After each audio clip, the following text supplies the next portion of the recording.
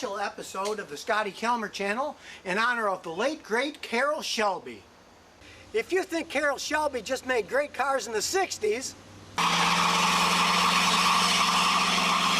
you should see the last car that he was involved in, this 2013 Shelby Cobra.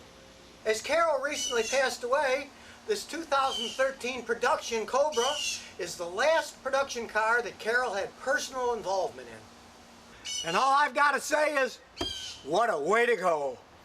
I just hope I leave something as interesting as this behind when it's time for me to go. Now the first thing you're going to notice in this car is that there's no grille. There's just a hole in the front of the car. But as everything else in this car, there's a reason for that. We'll take a look inside to find out why. This engine puts out 664 horsepower. It takes a lot of air to make that much horsepower. And the grill, as small as it may be, is going to block some of that air, so it doesn't have a grill. And if we look inside the grill, we'll see even more reasons that it's open. There's all kinds of coolers in here that air has to get through to cool. Because air is being used to burn the gasoline to make the horsepower, but it also has to be used to cool the engine oil and the coolant in the radiator so the engine doesn't overheat. So in this case, form meets function, and anyways, I like the way it looks. Now to help make all this horsepower, there's a twin screw Eaton supercharger to supercharge air into the engine.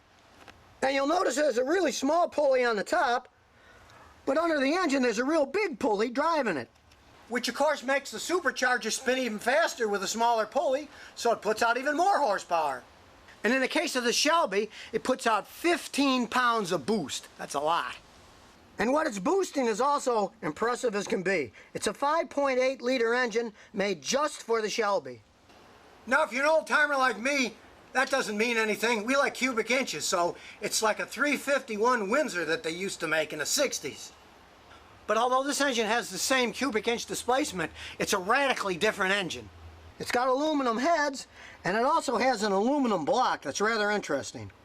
The aluminum block isn't sleeved down with cast iron cylinders or anything. It uses a Ford process called plasma spray bore.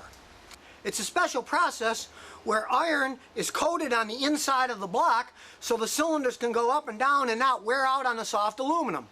This process allowed the original 5.2 liter block to be bored out to 5.8, which you couldn't have done with cast iron liners. There's not enough room. And as you can imagine, the engineers had a field day building this baby, but still, it's not considered a gas hog.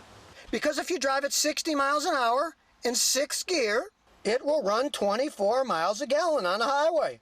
And that may be the most amazing feat of them all. Having a car that's got 664 horsepower, but can get 24 miles a gallon on the highway.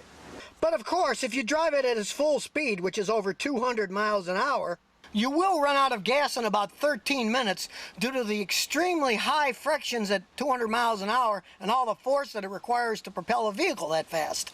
And yes, it does go over 200 miles an hour. There are plenty of long, straight highways here in Texas, and I just had to find out. So Caroll, if you're out there listening, you did a bang-up job on your last try. And remember, if you've got any car questions, just visit the Scotty Kilmer channel, and I'll answer them as soon as I'm done having a little fun.